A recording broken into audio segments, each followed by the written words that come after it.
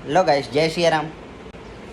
મિત્રો, એક પૈસાદાર પાર્ટી મહાત્મા બાપુને બોલાયા જમવા, અને જમીને પછી બાપુને મકાન બંગલો બતાવવા માંડ્યો કે બાપુ આપણો બંગલો જોવો હોય કે આપણે ક્યાંય બહાર જ ન જવું પડે. જો ઘરઘંટી છે, ધરાઈ જાય, વોશિંગ મશીન છે, કપડાં ધોવાઈ જાય, ફ્રીજ, ટીવી બધું અહીંયા, થિયેટર બીએટર બધું ઘરમાં જ છે, આપણે ક્યાંય બહાર જ ન જવું પડે.